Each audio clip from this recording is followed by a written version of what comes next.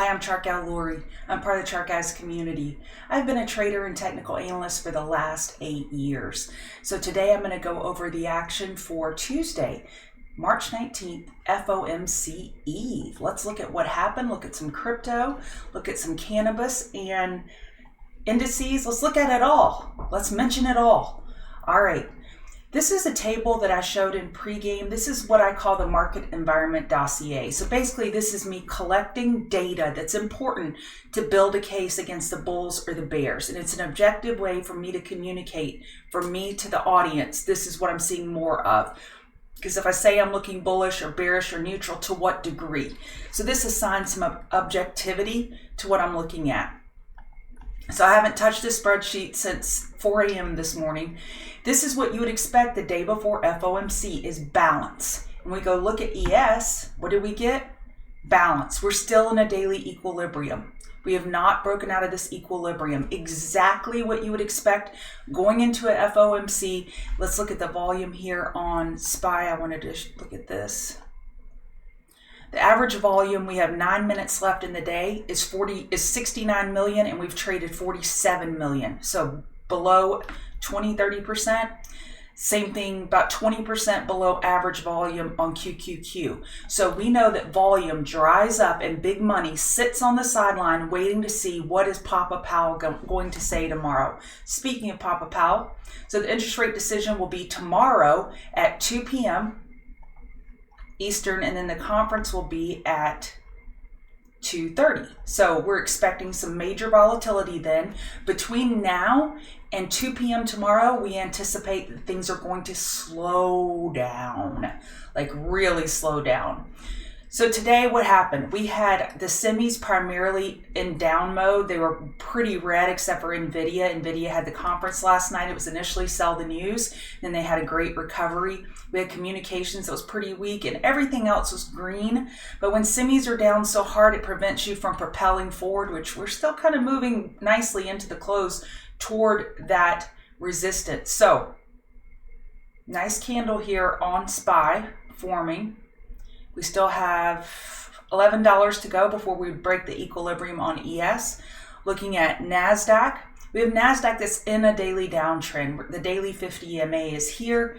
The bulls have done a good job of playing defense on the 4-hour. We set the higher low, and now do we just create an equilibrium into tomorrow, which makes the most sense. Looking at RTY, this daily 50 EMA line, this is what I drew again at 6 o'clock this morning. Look where we touched. So the 50 EMA is now at 2035.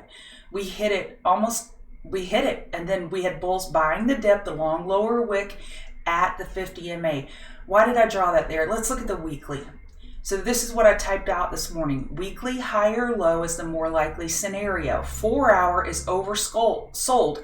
We scout the weekly higher low at the daily 50 EMA. So we're going from weekly, and then we're using the 4-hour for a trigger, and then we're also looking at that daily 50 EMA, and all three together we get confluence. So let's look at XBI. We're looking for a weekly higher low.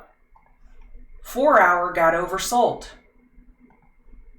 We're at the daily 50 EMA. So at market open, I was discussing with live stream, this looks like a great long for Labu. It did great. It's given back a little bit, but not terrible. Again, confluence. Looking for the weekly higher low. We're at the daily 50 EMA, 4-hour oversold, and all of those together, we say, okay, that's a trigger. And I was hoping for it to flush 92, and it didn't. I didn't get an entry. Regardless, it was a great setup. Looking at the Dow is like, hold my beer.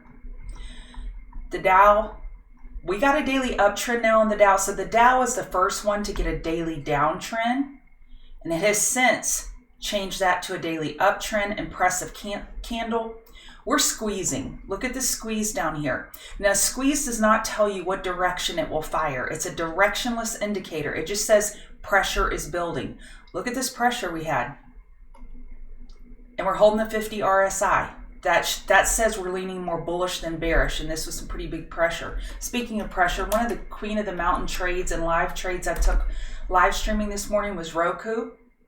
Look at this high compression squeeze we have on Roku here. Huge. So at open, we held. I took this long. I exited twice out here. And then as soon as we gave back more than 50%, I exited break even the last scale. It was a profitable trade. I mean, we're closing this day so tight. This is crazy. I'm definitely will be watching this into tomorrow. VIX, we broke out of this 4-hour equilibrium to the downside, bearish because the market is more bullish. And we have Bitcoin that's having a breather today. We got a good bounce. Now on the pullback, we can look for an hourly high or low. Daily chart gave us that long lower wick of bulls buying the dip at the daily 26 EMA that you want to see. But part of that is we got a lot of bear pressure in the Bitcoin names. So they did have a good recovery. However, they're just struggling here at yesterday's low. That's the red line, struggling there for coin. It's my understanding the MSTR had an offering. They rejected at yesterday's low. They're going sideways after the Bitcoin bounce. And Mara behaved a little bit better, reclaiming yesterday's low in great fashion, but rejecting at yesterday's close. And Riot is just hovering here at yesterday's close. So we're down 3%, 0.5%, 5.6%, at 4%, and 4.5%. So crypto definitely took a pause today. Now, how bulls respond is not how hard you get hit, is how you get up. How do they recover from this punch from the bears? That'll be important tomorrow. And FOMC may have something to do with it. So dollar was on a rip-roaring tear this morning. They have pulled back tremendously. So now in the next bounce, we're looking for a 4-hour lower high. And we have gold bulls that are now looking for, I think I had it on the 2-day this morning. Right there. They are looking for a 2-day bull flag, and that dollar weakness today will help that. And then tomorrow will definitely impact gold. I skipped over XLF. I definitely want to show that. We're up here testing 41.10 resistance. Really bullish day. We broke over yesterday's high. Healthcare was also strong today. Carried its weight. Look at here. Look at here. That's as crunchy as you get. Look at here. We're over yesterday's high and we're closing at the high of day. It gets no better than that. Well, I guess you can always want better, but Apple had a wonderful performance today. The market's consolidating in here, and Apple's not having it. Now, we're pulling back here at the end of day, but I would say that the Apple bulls had a tremendous performance. It was just too much to ask of them to get over yesterday's high. So we dipped below yesterday's low, held it, and then we stayed within the day's range. Not bad. Not bad at all. Google, we have this. I told the pregame and the live stream, I'm staying away from Google long, even though it had a great performance yesterday, gave a lot back with the upper wick, bear selling into it. I don't like this gap below. The gap at 143.18, gaps tend to get filled, not always, but it can be like a magnet, just pulling down price and weighing it down. So I'm just looking out the corner of my eye to see if ES is going to break that daily EQ resistance before the end of day. I just doubt it. Microsoft struggled at 420 today, 420. And then once it got over it, it was game on. They're over yesterday's high and they're testing today's high. Now, they look great.